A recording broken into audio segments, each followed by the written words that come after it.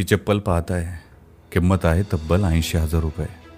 Brand Prada, पण design आपल्या कोल्हापुरी चपलेसारखं.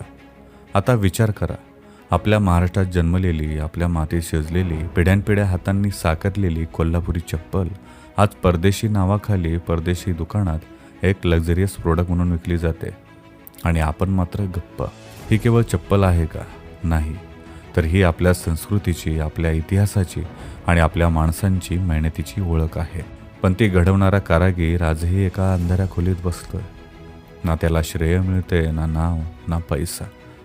कोल्हापूरच्या एका झोपडीत बसलेले हात पिढ्यानपिढ्या ही कला जपतात. कधी बायकोच्या अंगावरचे दागिने विकून, तर कधी मुलाच्या शाळेची फी थकवून. पण तरीही ही कला त्यांनी सोडली नाही. पण त्या कलेचं, त्या आत्म्याचं, त्या मातीचं नावही कुठे लागत नाही.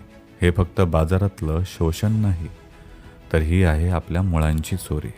जिथं आपली परंपरा कोणीतरी बाहेरचा विकतोय आणि ते घडवणाऱ्याला कोण ओळखतही नाही.